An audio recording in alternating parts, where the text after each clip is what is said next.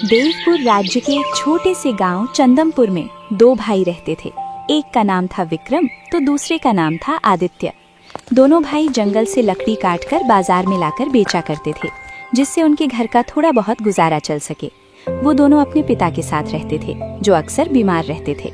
वो दोनों घर का खर्च और पिता की दवाइयों का खर्चा उठाने के लिए जी तोड़ मेहनत करते थे। ऐसे ही एक दिन वो दोनों जंगल से लकड़ियां काटकर बाजार की ओर जा रहे थे कि तभी विक्रम आदित्य से बोलता है, थोड़ा और तेज चला आदित्य, मंडी बंद होने से पहले हमें पहुंचना ही होगा। पिताजी की दवाइयों का सवाल है।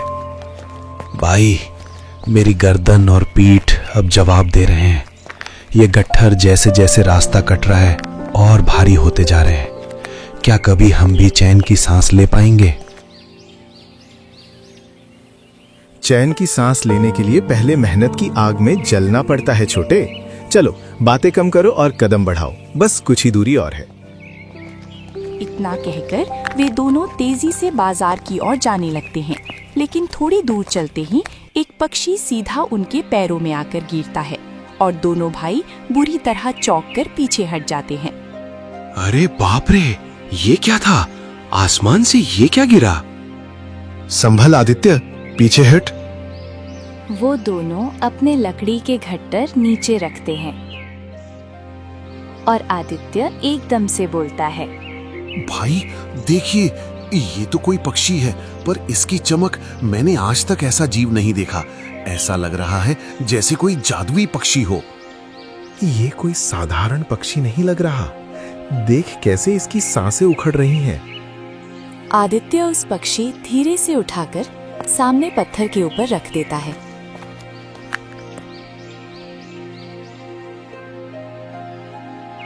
और उसके मुंह में थोड़ा सा पानी गिरता है। पानी पीते ही पक्षी के शरीर में एक अजीब सी ऊर्जा आती है और वो उठ खड़ा होता है और अचानक इंसानी आवाज में बोलने लगता है, चंदनपुर के लकड़हारों, तुमने एक दिव्य संदेश वाहक की जान बचाई है। इसके बदले मैं तुम्हें वो बताऊंगा जिसे समय ने तुम्हारे भाग्य में लिख दिया है। एक पक्षी और इंसानी बोली, ये क्या माया है? विक्रम, तेरी किस्मत तुझे राजमहल की ऊंचाइयों तक ले जाएगी, पर वहां तेरी दुल्हन कोई सुंदर कन्या नहीं, बल्कि एक खूंखार भेड़िया राजकुमारी होगी। खामोश हो जा, तू हमारा मजाक उड़ा रहा है। हम लकड़हारे जरूर हैं, पर इतने बेबस नहीं कि किसी जानवर से ब्याह करें। भाग यहां से, वरना अगली बार मेरी कुल्हाड़ी तेरी गर्दन पर होगी। और आदित्य, तेरी नियति एक निर्जीव राजकुमारी के साथ बंधी है। तू एक ऐसी सुंदरी का हाथ थामेगा जिसके शरीर में सांस नहीं होगी। छे, ये कैसे गंदी और मनहूस बात कर रहा है? हमने तेरी जान बचाई और तू हमें ये बद्दुआ दे रहा है? चल भाग यहाँ से, ससुर के नाती। सत्य कड़वा होता है। आज रात की पहली दहाड़ तुम्हें बता देगी कि नियति से भागना मुमकिन नहीं। पक्षी इतना कहकर तेजी से आसमान की ओर उड़ जाता है। दोनों भाई वहीं पत्थर की तरह खड़े रह जाते हैं। भाई, ये क्या था? क्या मैंने वाकई एक पक्षी को बात करते सुना, या मैं भूख की वजह से पागल हो रहा हूँ? पागल? तू अकेला नहीं है छोटे, मैंने भी वही सुना। पर एक पक्षी भविष्य कैसे बता सकता है? भेड़िया राजकुमारी और लाश, ये तो किसी पागल का सपना लगता है। भाई, मुझे डर लग रहा है। चलिए यहाँ से जल्दी निकलते हैं, कहीं ऐसा ना हो कि ये जंगल हमें निगल जाए। डर मत, वो सिर्फ एक भटका हुआ जीव होगा जो हमें डराकर मजा ले रहा था। किस्मत इतनी भी बुरी नहीं हो सकती कि हम जैसे साधारण लोगों को ऐसी अजीब बलाओं से जोड़ दे। चलो मंडी का रास्ता पकड़ो।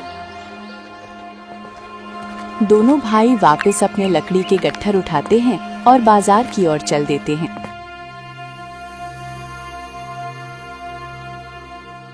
कुछ देर बाद रात हो जाती है।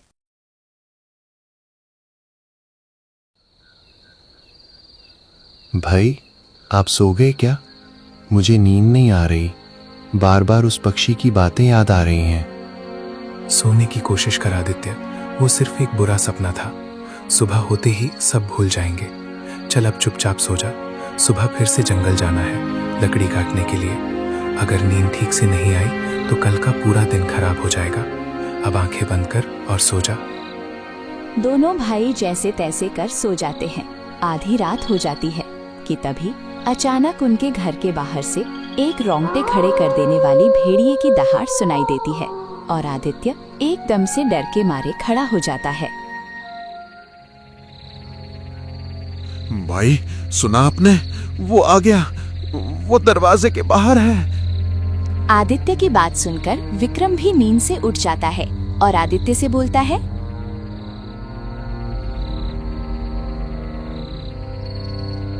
ये पक्का उस पक्षी का फैलाया हुआ कोई भ्रम है। वो चाहता है कि हम डर कर उसके झांसे में आ जाएं। मैं बाहर नहीं जाऊंगा, दरवाजा बंद रखो। देखते हैं ये जानवर कब तक यहाँ खड़ा रहता है। उस रात भेड़िया उनके घर के बाहर खड़ा रहता है, लेकिन विक्रम और आदित्य दरवाजा नहीं खोलते और भेड़िया वापस जंगल की ओर भाग जाता है।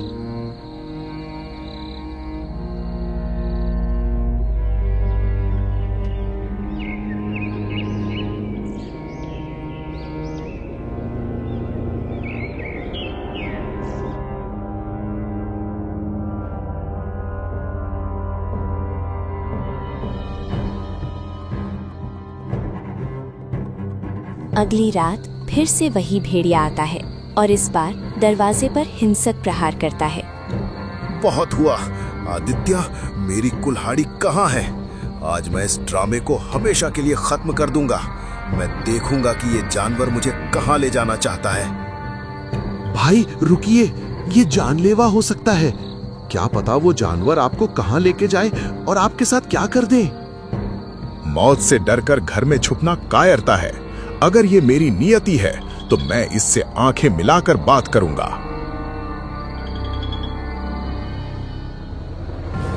विक्रम दरवाजा खोलकर बाहर निकलता है। भेड़िया उसे देखते ही हमला करने के बजाय जंगल की ओर भागने लगता है। विक्रम पूरी ताकत से उसके पीछे दौड़ता है। भेड़िया आगे आगे और विक्रम पीछे पीछे। वो घनी झाड़ियों और कांटों को पार करता हुआ एक रहस्यमयी गुफा के पास पहुंचता है। भेड़िया सीधा गुफा के अंदर चला जाता है। रुक जा, अब तू कहां भागेगा? सामने आ।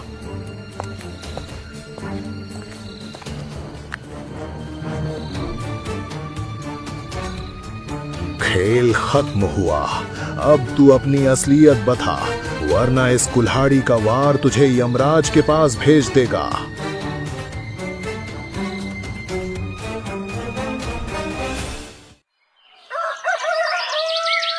तभी सूरज की पहली किरणों से श्राप टूटता है और भेड़िया एक सुंदर सी राजकुमारी में बदल जाता है। और ये देख विक्रम एकदम से चौंक जाता है। ये क्या चमत्कार है? तुम कौन हो और वो भेड़िया कहाँ गया? मैं राजकुमारी मार्तंड हूँ। एक शाप ने मुझे दिन में इंसान और रात में भेड़िया बना दिया था। जब तक कोई साहसी पुरुष बिना डरे मेरा पीछा इस गुफा तक नहीं करता, मैं मुक्त नहीं हो सकती थी।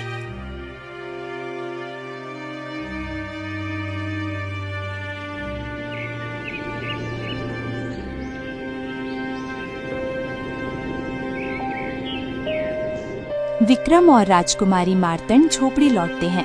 आदित्य उन्हें देखकर एकदम से चौंक जाता है। भाई ये क्या है? वो खूंखार भेड़िया एक राजकुमारी कैसे बन गया? उस पक्षी की बात सच थी आदित्य, पर अब मुझे तुम्हारी चिंता है।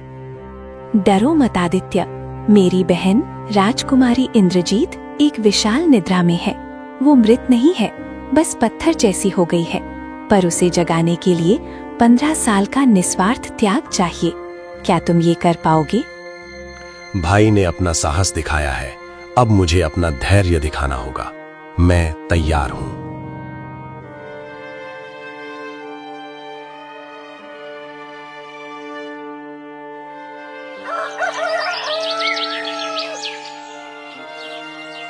अगले दिन आदित्य राजकुमारी के कहे अनुसार जंगल की ओर निकल पड़ता है और चलते चलते आदित्य एक कुटिया के पास पहुंचता है और वो उस कुटिया के अंदर जाता है जहां राजकुमारी निद्रा में लेटी हुई थी।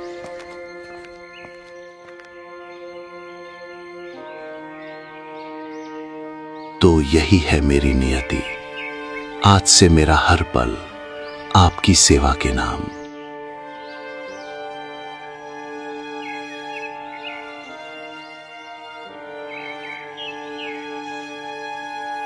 आदित्य राजकुमारी की सेवा में लग जाता है और आदित्य को राजकुमारी की सेवा करते हुए 1 साल बीत जाता है। आज 1 साल पूरा हो गया। 1 साल और मैंने किसी इंसान की शक्ल तक नहीं देखी। भाई और पिताजी की बहुत याद आती है। और आप अभी भी पत्थर की तरह ठंडी हैं। क्या वाकई ये शरीर में कभी जान आएगी, या उस पक्षी ने मुझे यहाँ मरने के लिए छोड़ दिया है? आदित्य राजकुमारी के सर के पास जाता है और एक लोरी गुनगुनाने लगता है, जो उसके लिए अक्सर उसकी माँ गाया करती थी। नींद की वादियों से जाग ओ राजकुमारी, सूरज की पहली किरण है तुम्हारी। बीत रहे हैं दिन, बीत रहे हैं रातें सारी, अब तो आंखें खोलो, नियति है तुम्हारी। समय का चक्र चलता रहा और देखते ही देखते 14 साल बीत गए। आदित्य तो राजकुमारी की सेवा में लगा रहा, लेकिन एक दुष्ट तांत्रिक जिसकी मंशा ठीक नहीं थी, वो आदित्य की 15 साल की मेहनत खुद हड़पना चाहता था। तो 14 साल बीत गए। इस मूर्ख लकड़हारे ने अपनी पूरी जवानी इस पत्थर की मूरत को जिंदा करने में झोंक दी। उसे क्या पता कि जिस दिन ये जागेगी उस दिन इसका फल मैं खाऊंगा। पर गुरुदेव, सेवा तो वो लकड़हारा कर रहा है। राजकुमारी जागेगी तो उसे ही अपना रक्षक मानेगी ना? मूर्ख, स्त्रियां अक्सर उसे रक्षक मानती हैं जो उनके जागने के वक्त सामने खड़ा हो। जैसे ही 15वां साल पूरा होगा और सूर्य की पहली किरण इस पर पड़ेगी, मैं इस लकड़हारे और रास्ते से हटा दूंगा। सूर्यगढ़ का आधा राज्य और ये अप्सरा जैसी राजकुमारी सब मेरी होगी।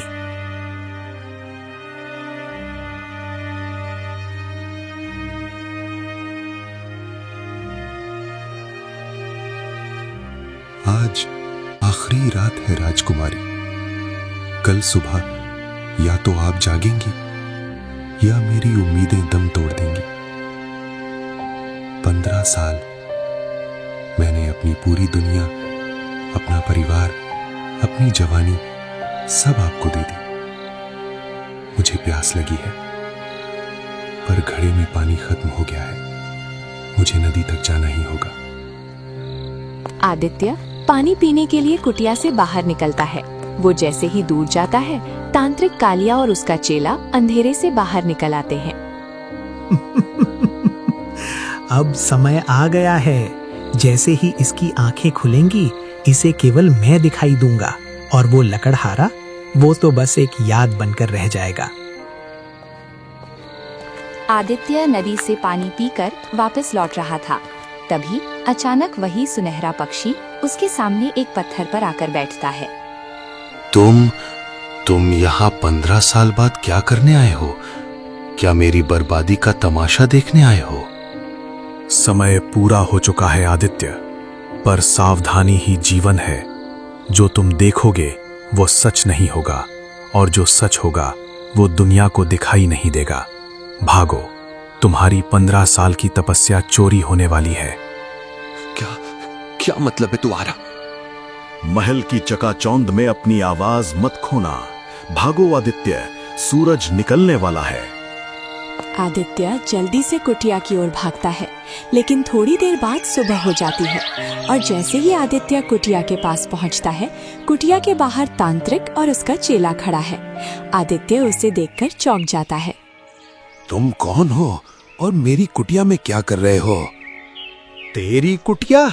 ये मेरी साधना स्थली है। भाग यहाँ से भिखारी, वरना भस्म कर दूंगा। तांत्रिक का चेला आदित्य को पकड़ लेता है और तांत्रिक कुटिया के अंदर चला जाता है। जैसे ही वो अंदर जाता है, तभी राजकुमारी को होश आ जाता है।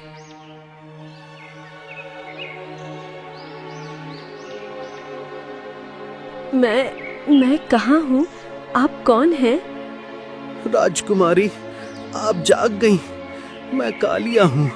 मैंने पिछले 15 वर्षों तक अन्न जल त्याग कर आपकी सेवा की है, मंत्र पढ़े हैं ताकि आप इस काल निद्रा से मुक्त हो सके। देखिए, मेरी जवानी आपकी सेवा में ढल गई। 15 साल? आपने मेरे लिए इतना बड़ा त्याग किया? मैं आपकी ऋणी हूँ। नहीं, ये झूठ बोल रहा है। राजकुमारी, मैंने आपकी सेवा की है, मैंने वो लोरी गाई है।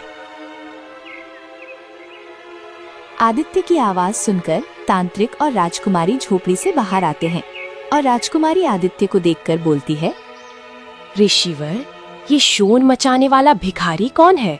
इसे यहाँ से दूर कीजिए। इसकी आवाज मेरे कानों को चुभ रही है। भिखारी? मैं भिखारी हूं।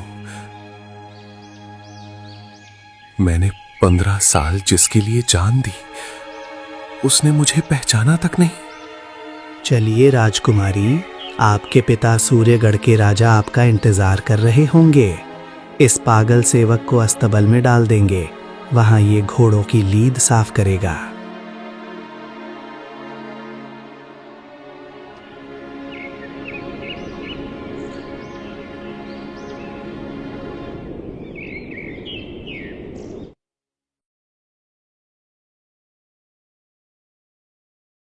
ऋषिवर, कालिया, आपने मेरी पुत्री को मौत के मुंह से निकाला है। आज से आप इस राज्य के सबसे सम्मानित व्यक्ति हैं। मांगिए, क्या पुरस्कार चाहिए आपको? महाराज, तपस्वी को धन का मोह नहीं होता।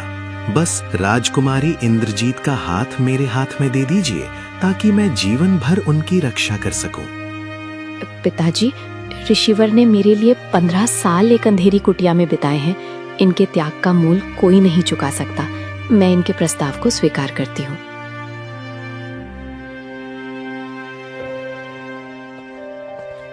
आदित्य बेचारा महल में काम कर रहा होता है कि तभी तांत्रिक कालिया वहाँ से गुजरता है और उसके पास आकर रुकता है। क्यों लकड़हारे, कैसी लग रही है महल की हवा? मैंने कहा था ना, दुनिया उसी को पूछती है जो अंत में सामने खड़ा होता है।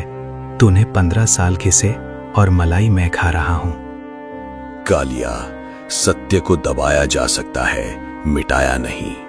तूने राजकुमारी की आंखों में धूल झोंकी है, पर उसके दिल में अभी भी उस धुन की गूंज बाकी होगी जिसे मैंने 15 साल गाया है।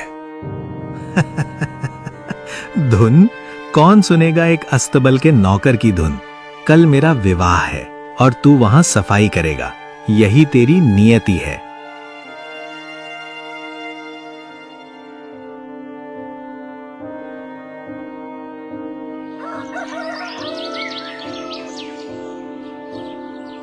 सुबह होते ही विक्रम और राजकुमारी मार्तंड राजा से मिलने के लिए महल आते हैं।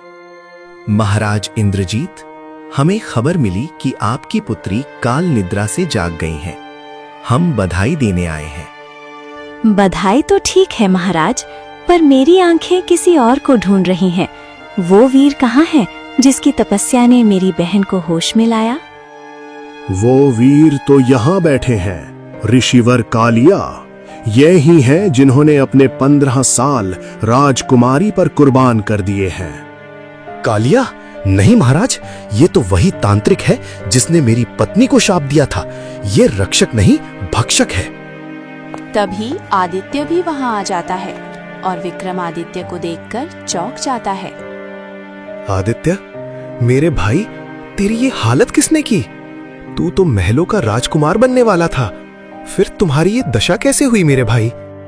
भाई, नियति ने खेल बदल दिया। राजकुमारी ने मुझे पहचाना नहीं और इस कालिया ने मेरी 15 साल की मेहनत को अपना बता दिया और मुझे यहाँ महल में लाकर मरने के लिए छोड़ दिया। धिक्कार है। बहन इंद्रजीत, क्या तेरी आत्मा इतनी सो गई है कि तू उस स्पर्श को भूल गई जिसने तुझे 15 साल तक मौत से बचाए रखा? अगर ये सच है तो इसका प्रमाण देना होगा। ऋषिवर कालिया, अगर आपने मेरी सेवा की है तो वो गुप्त प्रार्थना सुनाइए जो आप रोज मेरे कानों में दोहराते थे। वो तो एक अत्यंत गोपनीय मंत्र था राजकुमारी। उसे इस भरे दरबार में बोलने से उसका प्रभाव खत्म हो जाएगा। बहाने मत बना पाखंडी। अगर तूने सेवा की है तो तुझे वो धुन याद होगी। आदित्य, क्या तुम वो धुन जानते हो? राजकुमारी, वो धुन मेरे खून में बस गई है। भला मैं उसे कैसे भूल सकता हूं? लीजिए, सुनिए। नींद की वादियों से जाग ओ राजकुमारी, सूरज की पहली किरण है तुम्हारी। बीत रहे हैं दिन, बीत रहे हैं रातें सारी, अब तो आंखें खोलो, नियति है तुम्हारी। तूने मुझे धोखा दिया। ये धुन मुझे रोज जगाती थी, पर तेरी आवाज में वो सुकून कभी नहीं था। कालिया, तूने न केवल मेरे पिता के भरोसे का कत्ल किया, बल्कि एक निस्वार्थ प्रेमी के 15 वर्षों के त्याग को अपनी ढाल बनाया। बोल, इस छल की क्या सजा दूं तुझे? राजकुमारी, रहम कीजिए। मैं तो बस आपके सौंदर्य के जाल में बंध गया था। मुझे क्षमा कर दे महाराज। क्षमा? क्षमा वीरों का आभूषण है, कायरों का नहीं। तूने एक लकड़हारे की जवानी चोरी की है। सैनिकों, इसे काल कोठरी में डाल दो, जहां इसे सूरज की एक किरण भी नसीब न हो।